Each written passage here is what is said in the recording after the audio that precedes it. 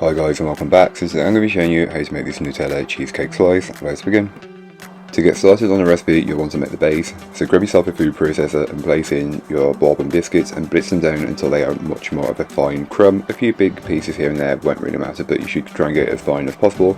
Once you've got it as fine as possible, add in your melted butter and then mix until it's fully incorporated. It will go from looking like this, which is quite dry, to more of a wet sand look, and that's what, once you've got that, you can go ahead and transfer it from the food processor into the base of a 9x9 inch cake tin, which has been lined with some parchment paper. And then just get it all in there and spread and level it out as best as you can. But you'll also want to compress it down just so it's more compact and it'll stay together, as we don't really bake the base before we need to. So we don't pre-bake the base and then add the cheesecake. We just add the base and then the cheesecake layer and bake all at the same time, as otherwise I find the base becomes a little too crunchy, which isn't pleasant. Then set aside until needed. Once you're ready, you can then go ahead and make the cheesecake mixture. So grab yourself a large mixing bowl and place in your room temperature cream cheese. I recommend using room temperature as it just incorporates a lot better, as with all baking ingredients.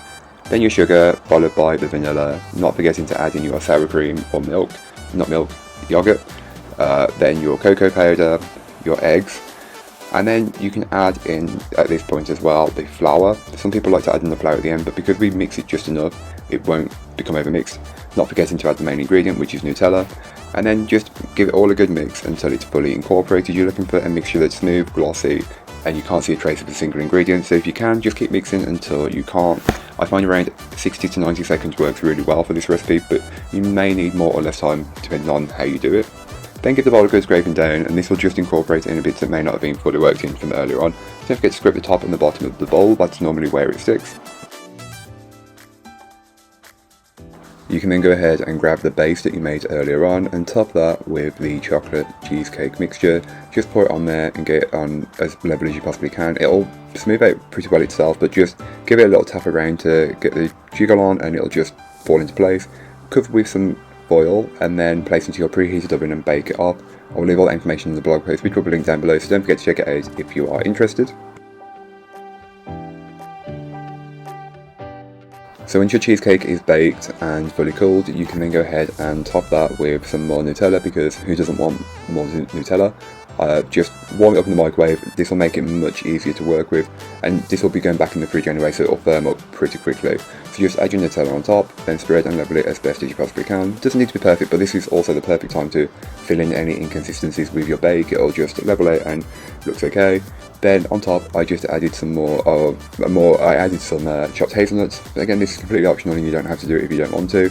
But here's what it looks like. I chill it in the fridge for around about an hour, and this should work really well. Just before you intend to serve these, you'll want to make the whipped cream topping, which is just a sweetened whipped cream. So it's just it's cream, icing sugar, and vanilla. Whisk up until it reaches stiff peaks. Place into a piping bag, and then set that in the fridge until you need it in just a little bit. Then cut these into as big or a smaller portion as you would like. I went with 9, but these are 9 very generous portions, and I'd recommend cutting them in half again, because this is a very rich cheesecake, and unless you really are craving a sweet treat, you don't need a whole piece. It will, oh my gosh, it's too much. But then pipe whipped cream on top of each one, and then you're good to go and leave it as it is.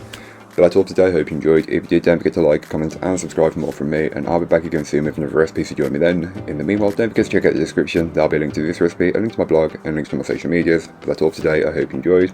Bye guys.